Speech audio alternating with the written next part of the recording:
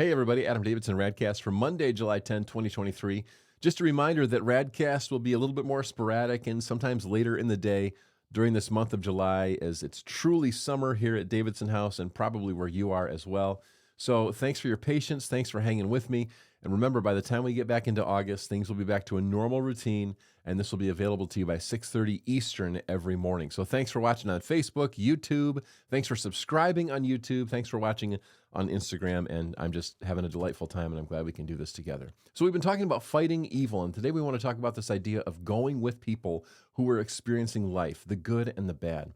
This whole thing is within the context of Romans 12, where Paul writes in verse 9, hate what is evil, cling to what is good. And then in verse 21, he writes, do not be overcome by evil, but overcome evil with good. And in between these two verses is this long array of very practical things that followers of Jesus can do to fight evil. We are surrounded by evil. Evil is influencing our world left and right. It's from the outside, it's from the inside. We know that we're part of the problem.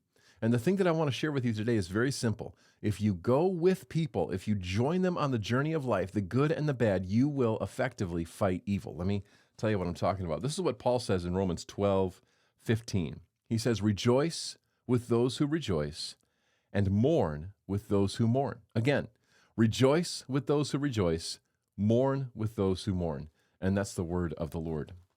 You know, I wrote a post yesterday about how I get to work at this church and do this new exciting thing, and I'm really happy, excited. I can see God's hand in it. And people wrote comments. Congratulations, Adam. So excited for you. You know, we can see, God at work in your life and in your family. It just felt like a little moment of rejoicing. It was encouraging to me. It was a reminder that like people are paying attention and that people are aware of my journey for the past few years, and we see how God has just been faithful in all of that. And people rejoiced with me. It was awesome. On the other hand, Brittany and I know somebody, younger woman, 5 kids, 6 kids. She just lost her husband, like diagnosis, and he's all of a sudden not here anymore. It's a great loss. She is mourning, and she should. When you experience a loss like that, you have to mourn. Well, Brittany would know that loss because she lost her husband years ago. And so now Brittany connects with this person, and they talk about what it is to lose a husband. And they talk about the mourning, and they talk about, the process and all the feelings and all the stuff that goes with it. Like they're talking to each other every day. And so Brittany is mourning with someone who mourns, walking through the dark stuff with them. People are celebrating, people are mourning. It's happening all around you. God is doing great things where people are like, yay, God, and terrible things are happening in an evil world where people are just at a severe loss. And what's happened in our world is we become more and more isolated and selfish.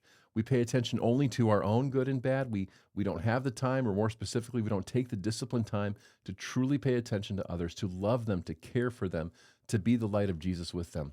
And we are called to be light, right?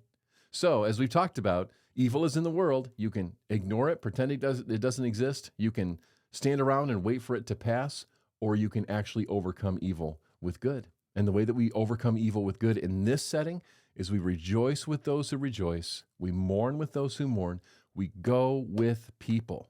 This fights against our own selfish nature to be jealous of people who have good things, or to have a secret glee when somebody has a failure or a loss. It stops us from being selfish. It stops us from focusing only on ourselves. It gets our attention outside and with others. And this fights evil. Not only are they encouraged, you yourself become a different kind of person.